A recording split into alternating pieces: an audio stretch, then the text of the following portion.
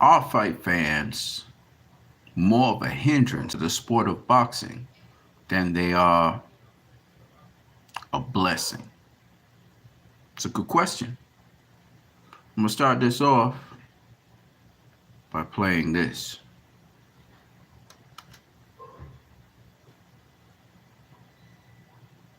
First of all, I just want to thank God for being here. But I want to say this is my third fight with Matthew. My fourth fight. My life changed. Yeah, second headline. My life changed tremendously. I'm a different man from that guy. I was sitting at a table going back and forth with Montana at that time, and I was telling you, I'm the best fighter on that card, and I should be a headline. And I worked hard and spoke it into fruition. I mean, at this point, I can say I've been here already. I've been here already before I was even signed with you. I said this the last press conference. I said this numerous times over again. I beat former world champions. I beat guys that were big punches. I beat undefeated guys. He's never been here. This is a whole different level. He's never been punched in his face. I've been punched in my shit hard. Like coming up 10-0. This guy, everybody he fought had terrible records. It's a difference. When you get in here with me, it's gonna be a different type of game. Power's not gonna win you this fight. Being aggressive and just trying to go to the body, that's not gonna win this fight. It's gonna take him to have that mind and that experience and that skill set to go in there and compete with me. I expect Saturday night to be a whitewash and me show that I'm on a whole different level. The only thing that can save him in this fight is his heart, and if he could take a punch, and I've seen him hurt with bumps. I never been down in my career. I never been hurt. Thank God. But we'll see what happens Saturday again. I just feel like I'm on a whole different level. I'm on a level with the Devin Haney's, with Sprio Matias, with the Shakur Stevensons, with the top level of guys. I am cream of the crop type of talent. And y'all guys got to start talking like that because I go out there over and over and prove it. I dominate. They had so much to say about my last fight. It was a domination. This fight again, I expect another domination, and that's it. All right, that's Richardson Hitchens. And he's talking about that he's so much of a higher level than Gustavo Lemos. He said he fought former world champions, which is not true. He's never fought a former world champion. He said that, he dominated, higher ranked and better quality opposition than Gustavo Lemos. That's also not true.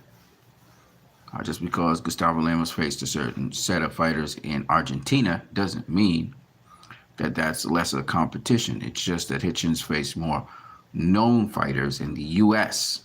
where he fights. There's a mentality where these first world nations feel that they are superior to the third world nations. It's part of what's known as colonialism and the colonialistic empire. That somehow you being part of the third world, which is being exploited by the first world, that you are, less than. And that's the arrogance of these people.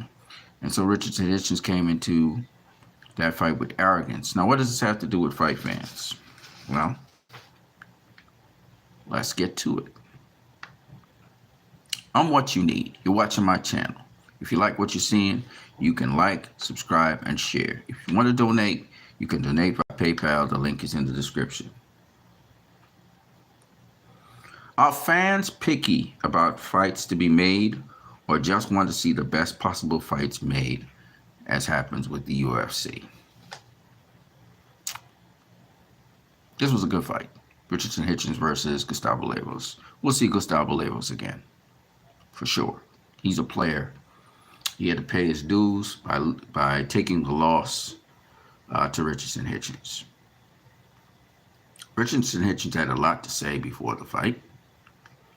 And in trying to big up himself, he had to tear down Gustavo Lemos' opposition that Gustavo Lemos faced in Argentina. He called them bums that Gustavo Lemos faced. Now, you guys know all of this already. Were fight fans wrong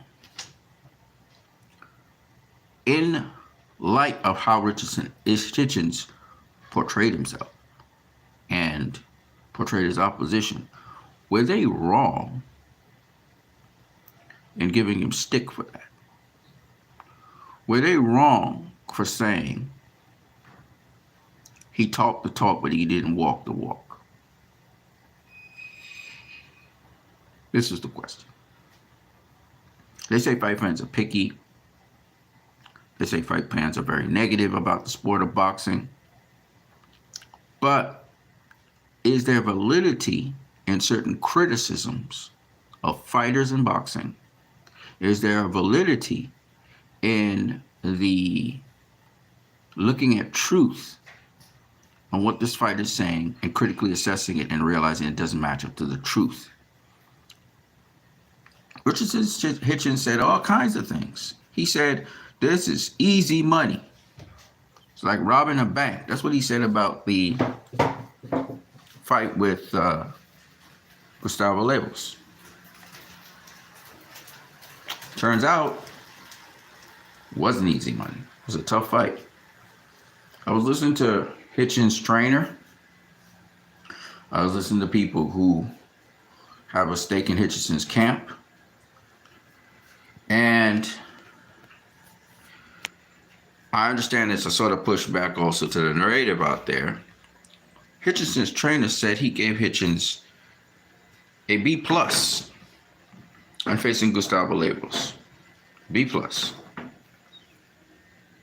Are you saying this to please Richardson Hitchens? Are you saying this to seate him? We talk about the fans of boxing, but a lot that's wrong with boxing are outside of the fans' hands. I'm not saying that, and I have issues with fans in boxing because they're fans who don't know anything and they just go with narratives, right?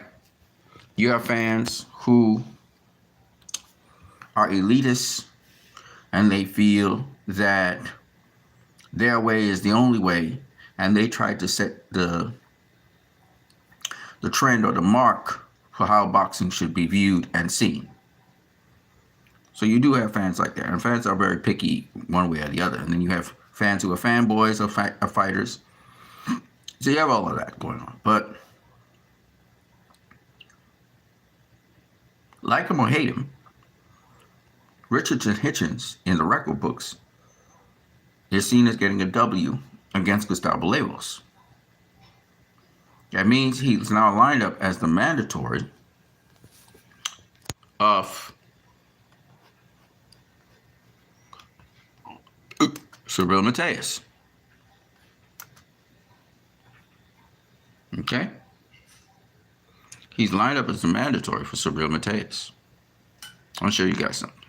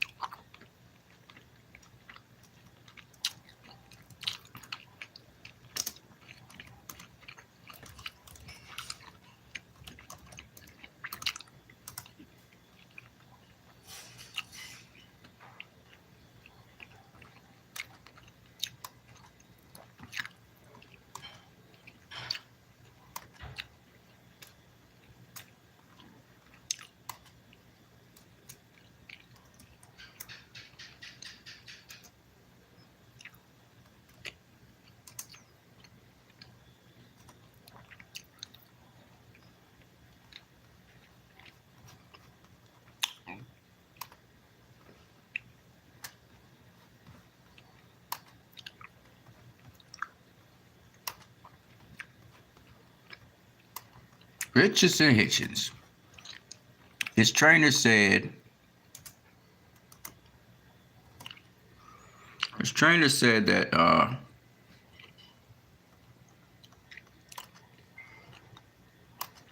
he's lined up for the IBF and also the WBC. That's what he said.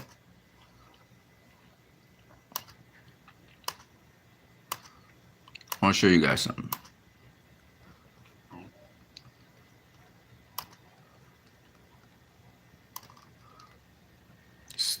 This is the IBF rankings.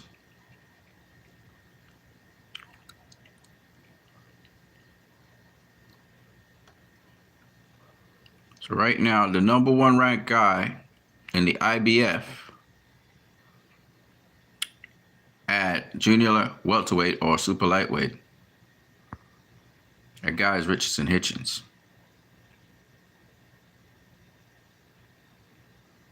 All right, that's the number one challenger. He's become the mandatory because they did the qualification for the interim champion, and that is Richardson Hitchens.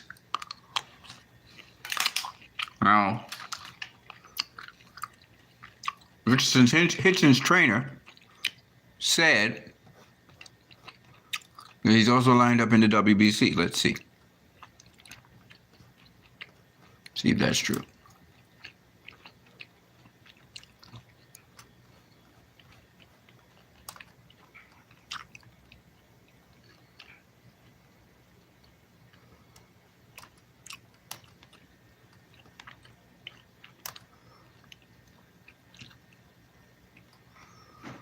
So in the WBC, Devin Haney is champion.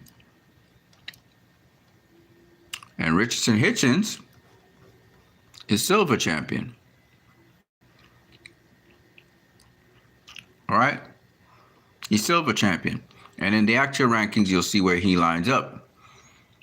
Now, the international champions, Pierce O'Leary and, if I'm not mistaken, Sandor Martin is the number one contender for that championship. He is the mandatory for Devin Haney's WBC title, and then Richardson Hitchens is right behind him, and then Gary Anton Russell, and Jack Catterall, and Arnold Barboza, etc., etc., etc. Ryan Garcia is the number 6 guy. So Devin Haney's not fighting his mandatory; he's fighting a voluntary.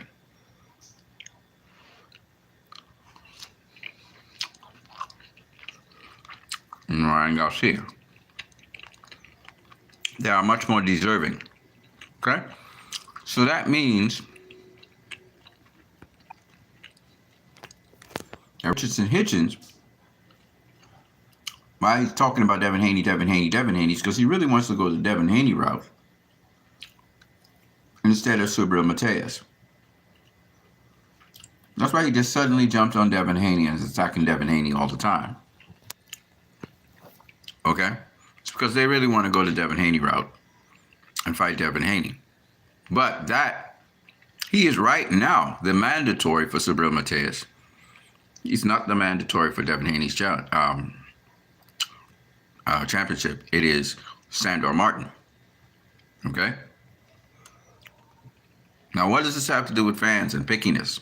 I'll get to it.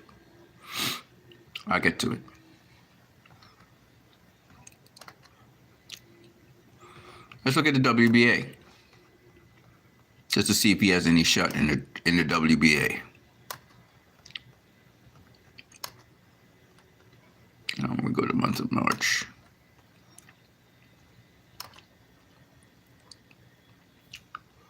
Okay.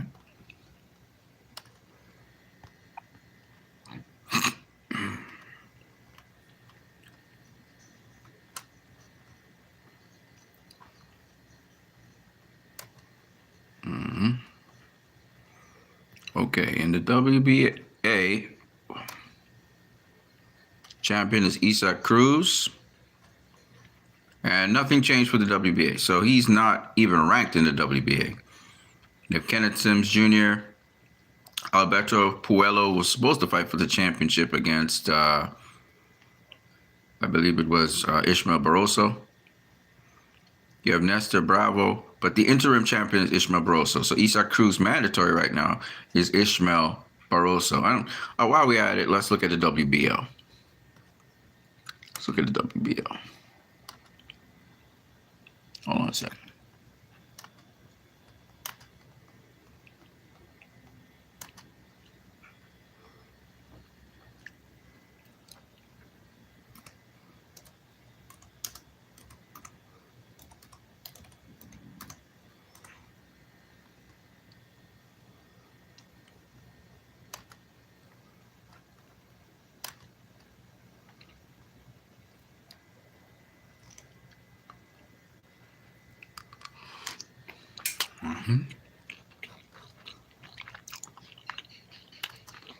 Big Teofimo Lopez is the WBO champion, right?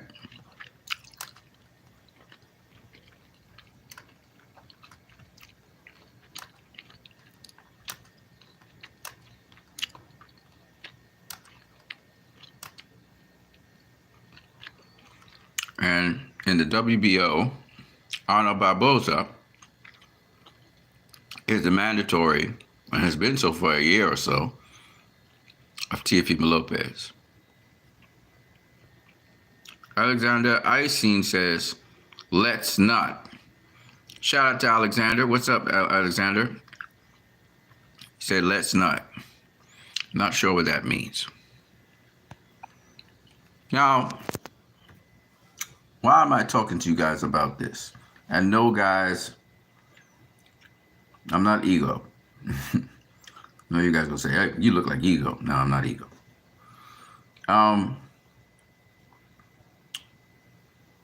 The fans.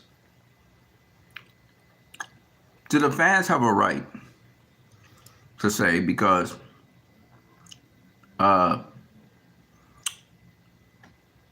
Hitchens is in line to become a mandatory for the WBC, but he's not going to immediately have that. But he's the mandatory right now for the IBF title. That is, he's the mandatory for Super Mateus. Do we have a right to push him, saying, why did you fight Gustavo Lemos? Why did you fight him then?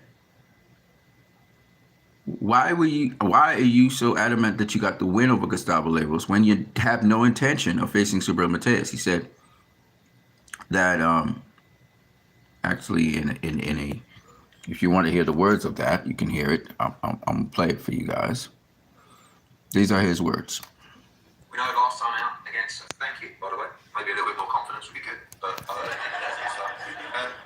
we talk about those names. Where all his last fights, he fight me to win. Talk shit, trying to abuse the fans. Like I said, with the WBC, none of the guys eat for none of the guys. This is his words.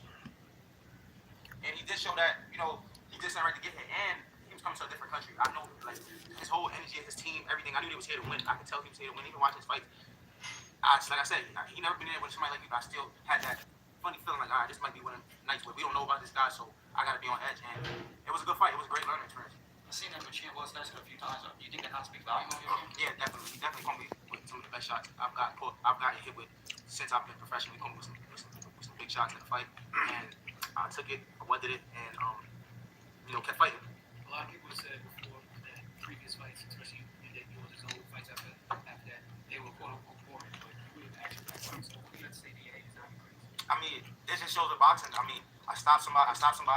I come back, I beat the shit out of somebody, and I come back, I dominate somebody in a boring fashion. I'm the worst person in the world. I come back tonight versus an undefeated fighter that's 29-0, had more knockouts than I even had fights.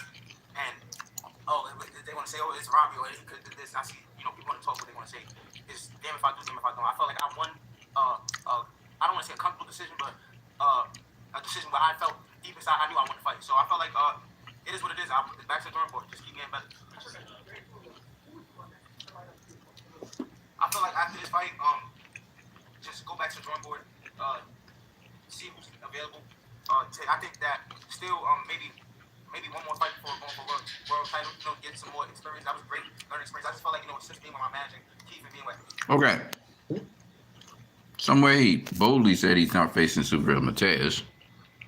And here he's saying you need at least one more fight. So you need a tune-up fight before he even fights for a world championship. Now, that's cool, but here's the thing.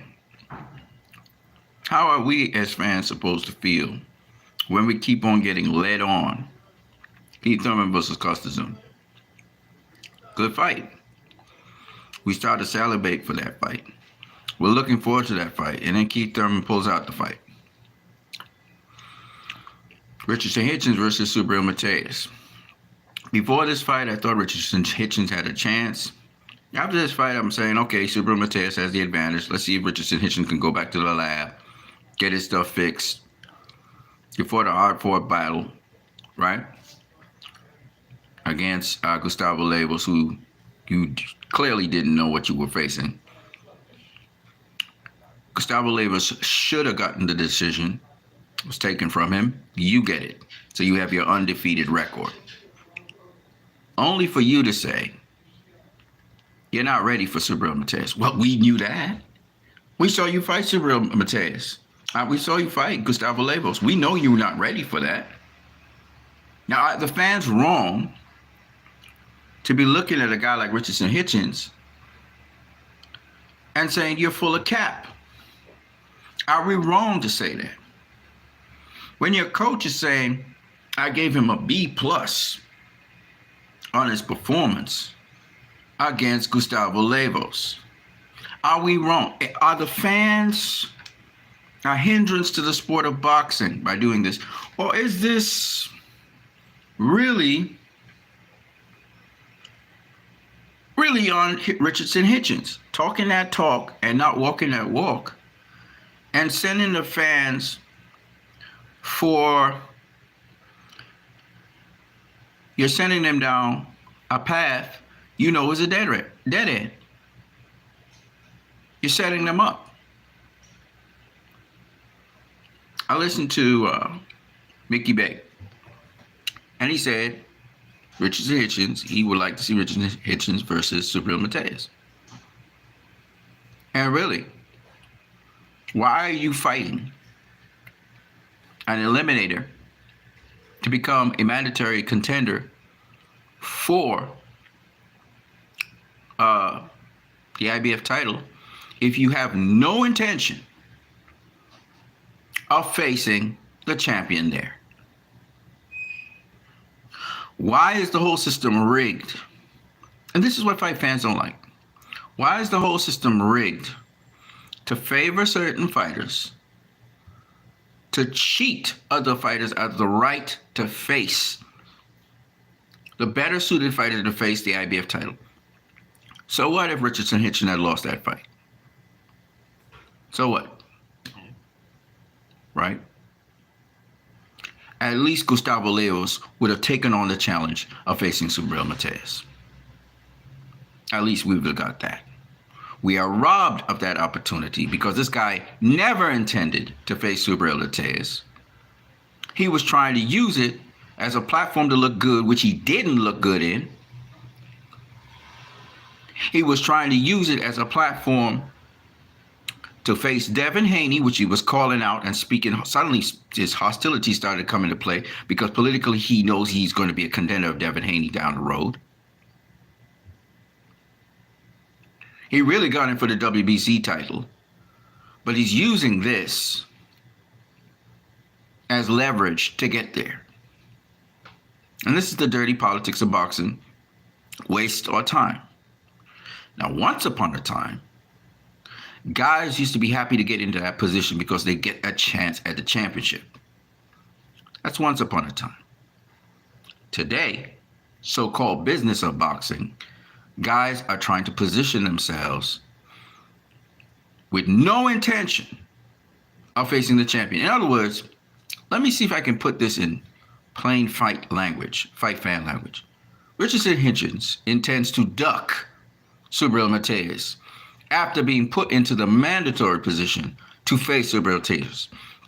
Just like Ryan Garcia ducked Devin Haney, just like Vasily Lomachenko ducked Devin Haney, just like how Canelo Alvarez ducked Demetrius Andrade. It was not exactly the same because Canelo, when he ducked Demetrius Andrade, Andrade wasn't a mandatory. Like when Canelo ducked Sergey Derevenchenko, who he was supposed to face, like that. Now, as Jim Lampley said in an interview, I believe today, or at least that came out today, fights are made big fights because, not just because of big names and followings, because of the potential challenge it presents. And we as fight fans have been led down paths where we are made to anticipate these fights, and then one fighter or the other fighter pulls the rug from under us and they duck.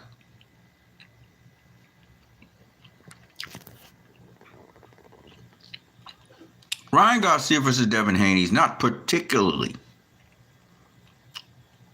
the most competitive fight out there. But the one thing about that fight is, at least so far, Ryan Garcia, who's a big name in boxing, and Devin Haney, who's made a name in boxing, look like they're going to face each other. But you never know, because boxing can disappoint you. We had Tyson Fury versus Alexander Usyk, and the Tyson Fury got this injury. But the fight can't be called off, because there's a clause where Tyson Fury cannot pull out the fight. We were looking forward to Errol Spence versus Terrence Crawford too, to see if Errol Spence can get his get back in blood. It hasn't happened. We look for Terrence Crawford versus Jerome Boots Ennis. Crawford is suddenly leaving welterweight and looking for options elsewhere. Not interested in defending his title. Not interested in fighting more often as he's coming to the closing years of his life. Instead, he's shooting for Canelo, a guy 3 weight classes up from his last performance. We are seeing ridiculous things like Alicia Baumgartner, a featherweight, challenging Clarissa Shields, who at her best weight is a middleweight. It's ridiculous. It's ridiculous. It's ridiculous.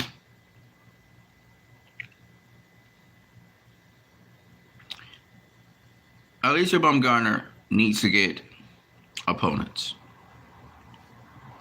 She's shooting for the stars by associating her name with Clarissa Shields, who's the GOAT, as we all know.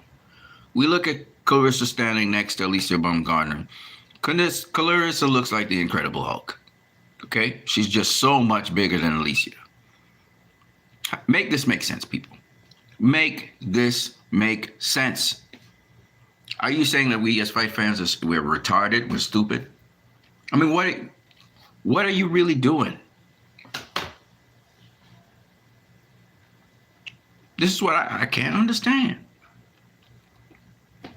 So I do see how boxing fight fans, I was listening to Coach, what's his name? I can't remember his name right now, the guy who covers MMA. And you're going to forgive me for not remembering your name, Coach, but you're a good guy. And he basically summarized it. Boxing is becoming more of a circus than it is something you can't take too seriously. It's entertainment, but it's a circus.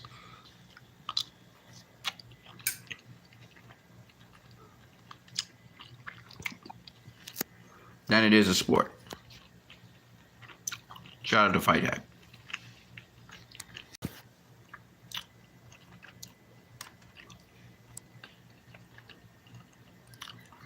I don't want to take too much more longer of your time. This here is just ridiculous. It's just ridiculous.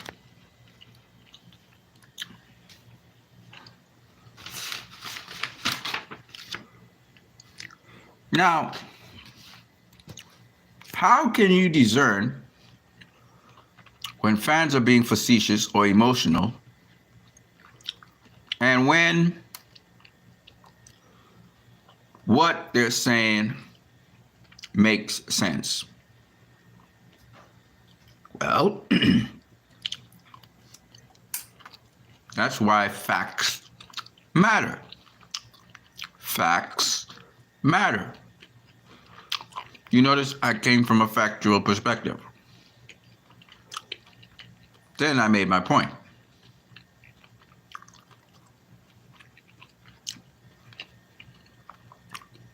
We saw why fans should be annoyed at Richardson Hitchens.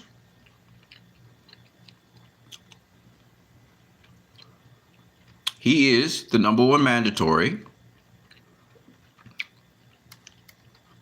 for Subriel Mateus. They robbed Gustavo Levos of the opportunity to face Subriel Matias so that this guy, who has no intentions of facing Subriel Matias, could get into position to face Subriel Matias. Is that some kind of circus act right there? Isn't that not a circus act? You tell me.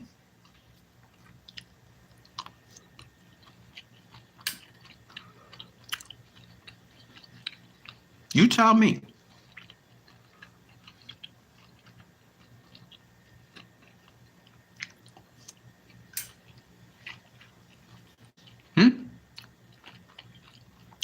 Make this make sense.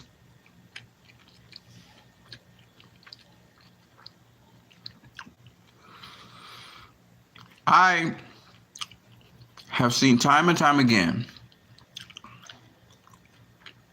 this industry facilitate and make excuses for ducking. If Richardson Hitchens does not face Subriel Matias next, he has made a mockery of the IBF rankings to benefit his WBC rankings.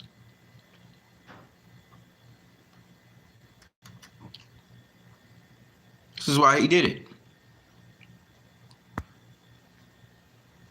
Okay? And that, in my opinion, people, is what we call a duck.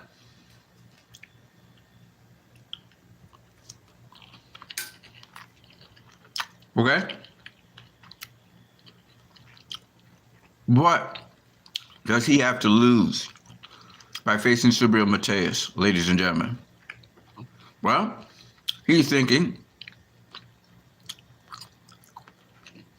he can lose the fight. And he thinks by losing the fight, it would affect his paychecks, affect his stock, etc. But he's not thinking if he puts up a good fight, his stock can go up. If he ends up doing things that other fighters have not done, Subriel Matias, there is a reward. Why is somebody like Richardson Hitchens not hungry to become world champion, to realize his reward is much greater than his risk at this point in time? Because even though he's done absolutely nothing in the sport of boxing, he's behaving because he's got a little buzz and he's got a little name in the sport of boxing. He's trying to preserve that instead of look at the bigger prize.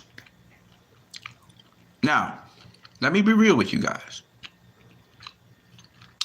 Richardson Hitchens has all the skills and abilities right now as we speak to beat Subriel Matias.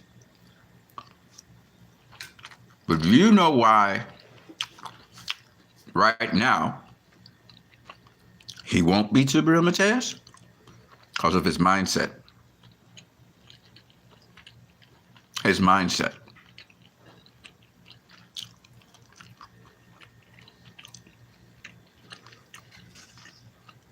With the right game plan, he beats Subriel Matias. And Gustavo Leyva was the preparatory step for him to be able to step up to that plate and beat Subriel Matias. Now, as to the weight, everybody talking about weight. Richardson Hitchens himself admitted he doesn't have a problem making a. He usually, for fights, when he rehydrates, it's 150 something. At most 156. So a weight cap of 150 in the day, and then he hydrates 6 more pounds, would not affect him adversely, as everybody's saying. That's an excuse. He went on to say, oh, Devin Haney blows up to 165 or whatever. Richardson Hitchens knows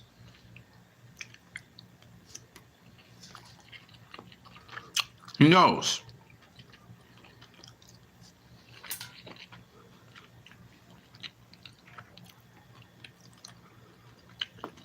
that Liam Powell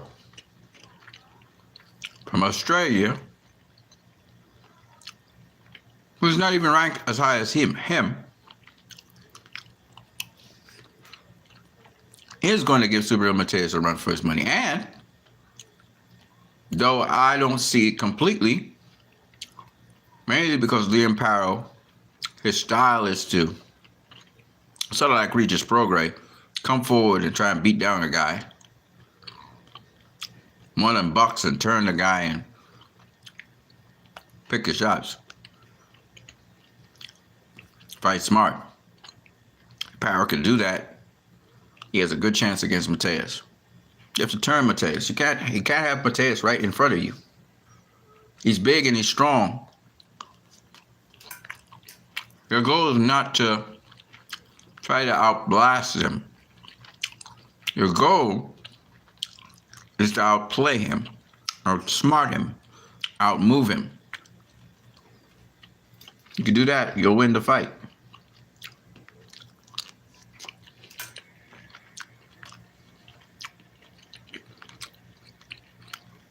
I think a guy like Regis Prograis is strong.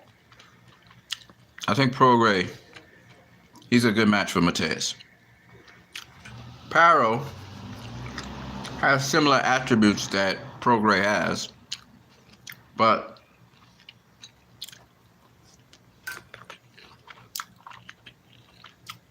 he has to keep his composure and he has to pick his spots. He has to become elusive. He has to set traps. And then Matias will look like an ordinary guy.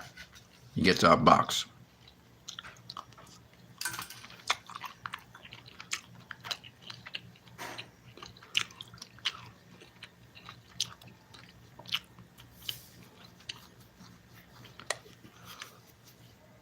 I just don't think Paro is going to be able to maintain that. He's a good boxer, but Paro don't have the style.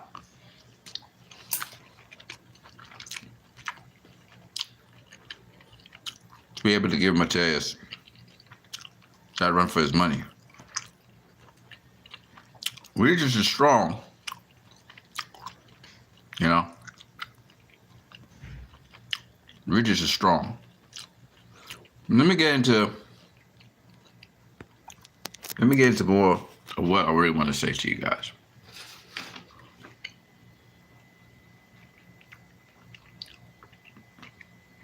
I think that part of this is true and part of this is false. Are fans today unfair to fighters who take risks fighting who they want to see and then lose? After a fighter loses a fight, fans are quick to bash them, unless fans think they won the fight.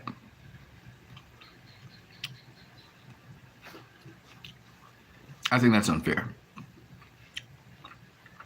Say what you want about Rolly Romero. He took on Isaac Cruz. He took on Gervonta Tank Davis. I feel we need to give him his credit for doing so. Say what you want about Ryan Garcia. He's taking on Devin Haney. He took on Tank Davis. Yes, he ducked Devin Haney several times in the past, but he's facing him now. Say what you want about Canelo Alvarez. He took on Dimitri Bivol, who will probably turn out to be one of the greatest light heavyweights in the sport of boxing. Say what you want about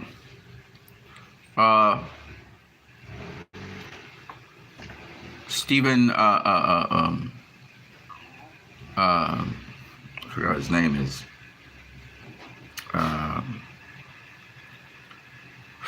Say what you want about Scooter. Can't remember his name right now. He took on Inoue. A lot of times we as fans forget that these fighters, and he crossed the seas to do that. All right?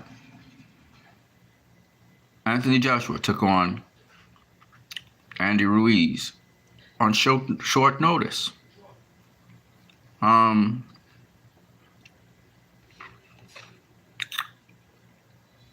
Deontay Wilder fought the guys he could get to fight. He fought Joseph Parker. He fought Tyson Fury twice. You got to give the guys credit for even taking these fights these days, because it's not something that these fighters are willing to do on a regular. The average fighter is not looking to face the best. What we as fans need to do is whenever fighters do that, regardless of how the fight goes, EJ taking on Terrence Crawford, why are you guys trashing EJ? Yeah, he lost the fight, but he's a stand-up guy. He kept his word. He fought the fights that you guys wanted him to fight. Why are you trashing EJ? And there's a difference between, in my opinion, and I think this is destructive to the sport, because when a guy takes a fight, one, and then two, even if he is the subject of getting massacred by the other guy, he stepped into that ring. We have to give the respect where the respect is due. When a fighter steps into the ring, takes on someone who is considered the best. And that's the thing that I really appreciate. I prefer a fighter face and get beaten, even if savagely they get beaten, than the fighter not face the opponent at all throughout their career, which leads us to Canelo Alvarez. Now,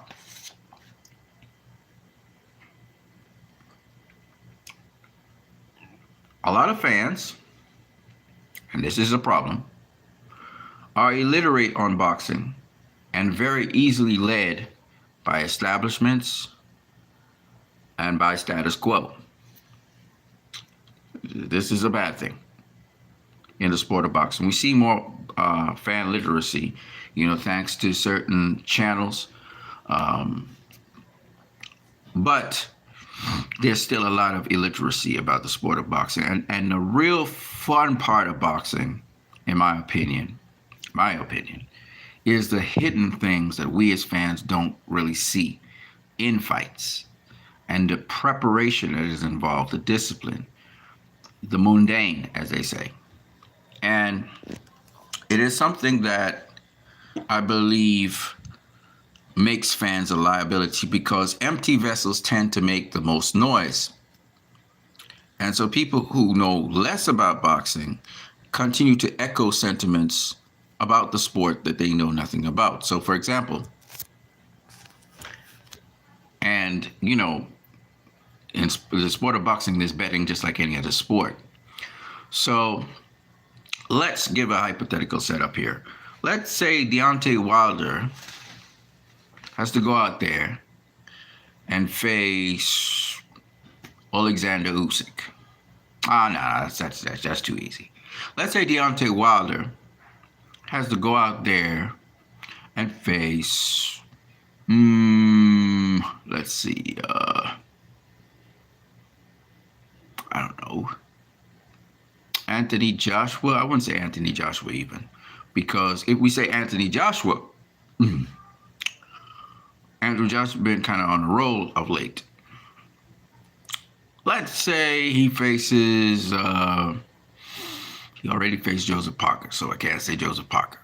Because initially, when people say Deontay Wilder, versus Joseph Parker, most people think, oh, he gonna get Joseph Parker out of there, right? Because Deontay Wilder's known for his power. And a lot of times, because of illiteracy, no one could foresee Joseph Parker studying Anthony Joshua, being a sparring partner for Tyson Fury, knowing what Deontay Wilder does, and being able to form a game plan to beat him, And this is the thing. So a lot of times, because of illiteracy, people look at strength, they look at power. They say this guy should beat everybody, right? When in fact, boxing's about what you know, once again. It's about what you know. It's not, and I keep on saying this over and over again, and a lot of people always say, no, it's not about academic knowledge and stuff. And I'm like, I'm not talking about academic knowledge. What you know is based on experience, sharing the ring, not sparring, sharing the ring in actual fights against actual fighters. That's your knowledge. It's your experience. And Joseph Parker been against. He fought Anthony Joshua. He fought the Furies. He fought Andy Ruiz. And he showed he could make adjustments and he could adapt to different styles. All right. Now, if you asked me off the cuff, I would have probably said Deontay Wilder beats Joseph Parker, right? Because I wouldn't have studied all of that. But Joseph Parker's been on a roll of late because of his experience in the sport of boxing. And so a lot of people will look at, for example, KP from KC, what's happening right now, my brother? Fans are actually rooting for fights not to happen, which is pretty sick right now. Right, good.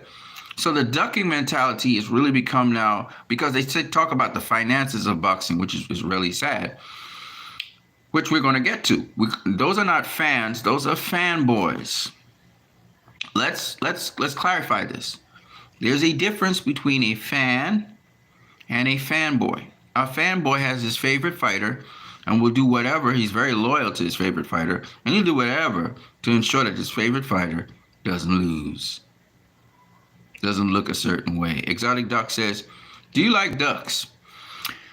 As an animal, absolutely. As an action in boxing, absolutely not. So going back to what I'm saying, shout out to KP from KC, shout out to Exotic Duck, and shout out to Alexander Eisen. Eisen looks like it's sort of like an Eastern European name, so that's interesting. But the literacy of fans on boxing is something that I've been trying with this channel to cause a pivot away from that, so that fans are knowledgeable on things. Again, it's very sure, Exotic Duck. It's very important to understand. Smash the like button. To do that, there are 3 dots somewhere in the corner, somewhere here. You smash those 3 dots, you'll see like, and you can like them. I see people trying to do the like thing, and I get it. You guys don't know where to smash the like button. So it's in the corner.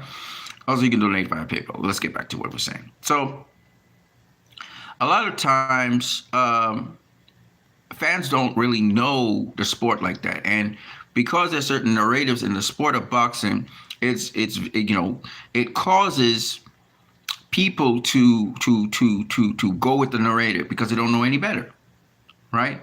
And the purpose of what you need this channel is to educate people on that. I was on a stream today with actual boxing coaches. I'm not a boxing coach. And, it was really nice being on that stream. And hopefully I can get back on the stream there. There's also platforms sporting platforms, you can go on and really chop it up on the sport of boxing and other sports. So that's also really good. And you can bet there and all of that. So I may go on those platforms as well. What you need now, being more regular with these streams and with the, content that I bring to you guys. But as KP from KC said, some fans, which are really fanboys, they're rooting for fights not to happen. And the thing about it is, the truth be told, okay, truth be told, all of that is experience for a boxer. All of that's experience. Now, I'm not saying that if a boxer's honest and he says, I'm not ready for that fight right now, I'm not telling him to jump in there and get himself hurt, okay? Defense is everything in boxing. So if you don't think you have the defense for that fight, I don't care how much money is there. Excuse me.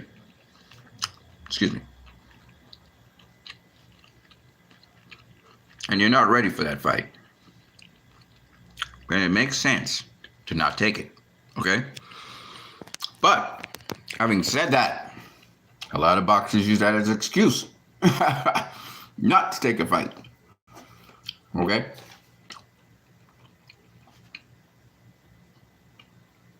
Now,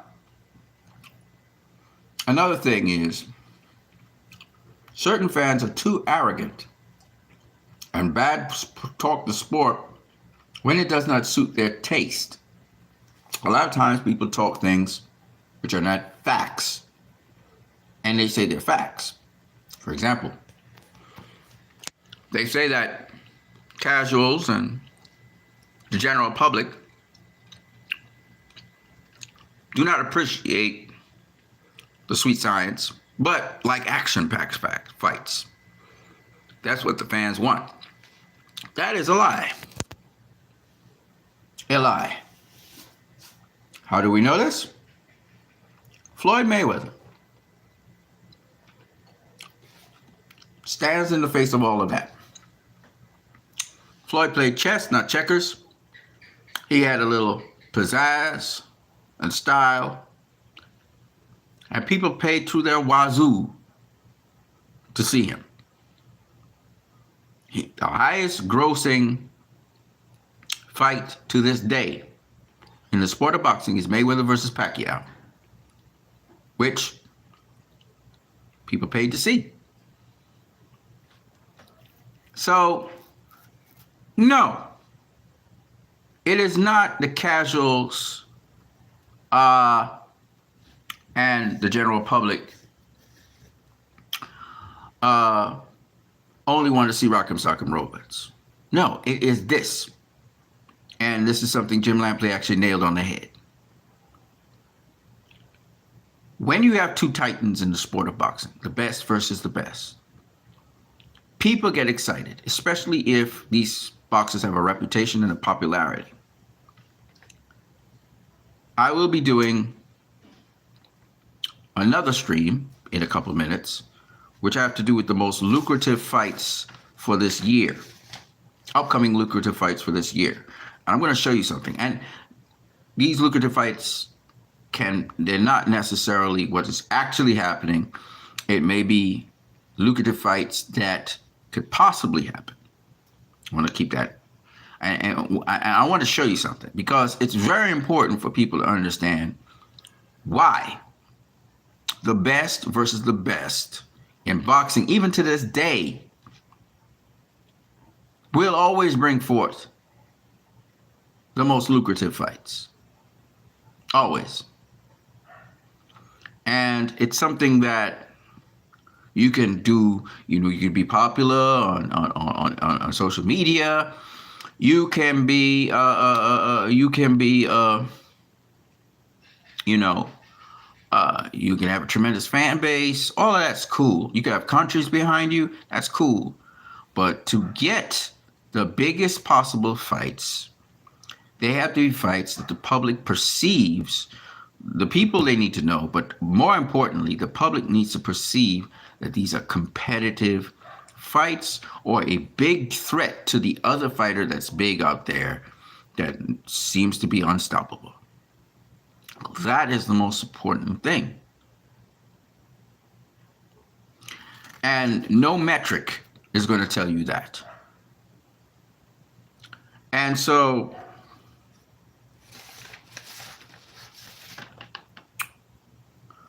the arrogant fans that say, this particular style of boxing doesn't sell and blah, blah, blah, blah, blah, do not understand matching them up. One style can be kryptonite for another style. I heads you guys up on the sleeper fight, which was Gustavo Lemos versus Richardson Hitchens, in which Gustavo Lemos made Richardson Hitchens fight.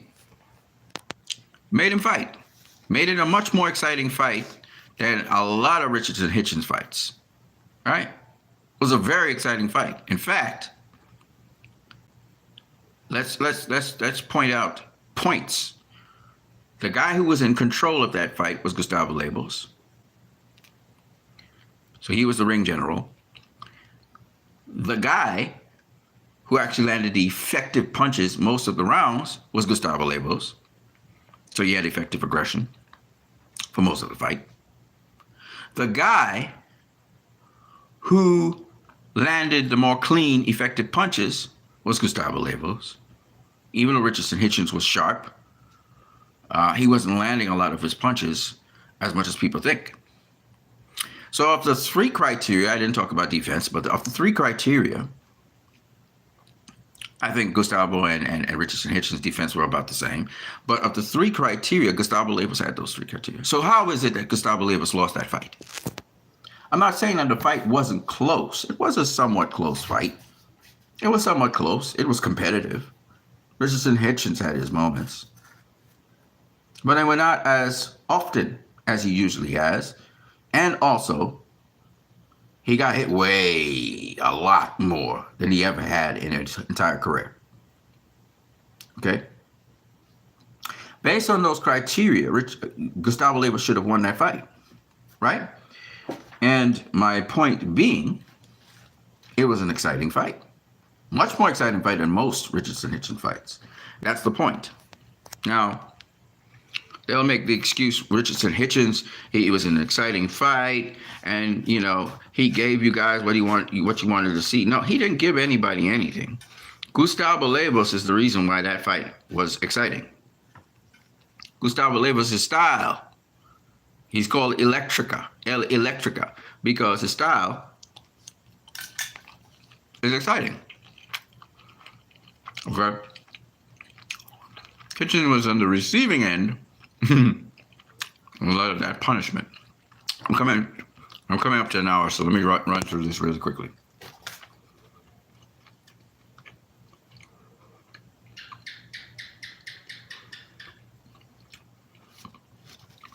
Now,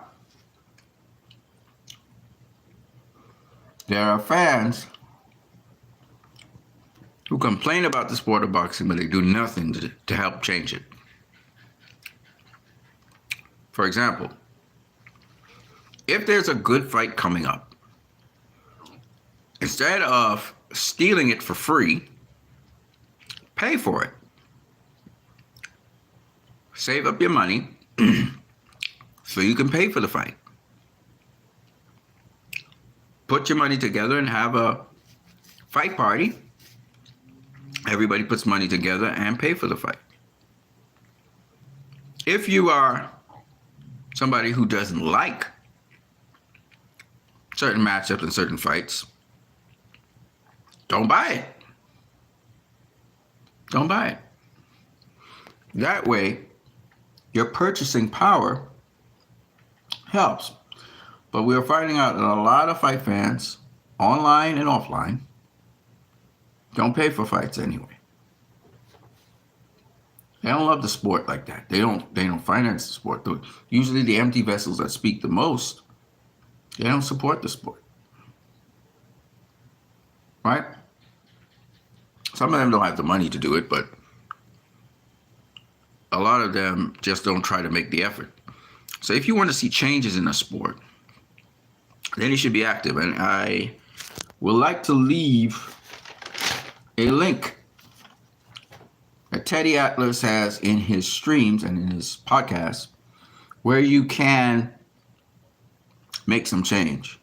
If you didn't like the judging for the Richardson-Hitchens fight, especially the 117-111 card by, I believe it was Tim Cheatham, if you didn't like how the scorecard for, what fight was this now? Where a guy was robbed recently as well. Help me out with that. Because there was a fighter who was robbed recently of his chance at a world title. I forgot what fight it was. If you don't like these crazy scorecards that come out there, right, you can do something about it. There is a petition that is going to be put to Congress to regulate the sport of boxing. And I'll try to put up that petition at the end of the stream so you guys can click on it and you can register your vote there. And it's something orchestrated by Teddy Atlas. So that we don't have this atrocious score. Actually, it was Rolly Romero versus Pitbull Cruz. One judge had Rolly Romero ahead in a fight where Pitbull Cruz was just dominating Rolly Romero. So I say all of this to say that there's something you can do. All right? You should put your money where your mouth is. If you find that someone is offering entertainment or content or a sport which you're enjoying and it enriches you, then you should pay for it. It's only fair. Instead of streaming it, stealing it, and robbing the people of their paychecks. I'm just saying. So when you support the things financially, that are worth the while to happen, as you did Errol Spence versus Terrence Crawford, which is why it happened. When you support fights, a certain quality of fights, you're going to get more of those fights. Okay? Because you ultimately decide what fights happen and what don't by your demand and supply. You. It's not necessarily, it's how much you ask for it, because it's entertainment for you. So these are very important points that I wanted to stress. Now, do I think the fans are the major problem of boxing? Absolutely not, because the fans are who basically keep boxing going. But at the same time, there's always these PR campaigns and all these campaigns by different people to say you don't really have much of a say. You don't really have much of a choice in things. When I was in the Restore the Snyderverse group and the Release the Snyder Cut group, that's the same thing the big conglomerate Warner Brothers was saying to us. Well, we understood we have the power because we have the purchasing power.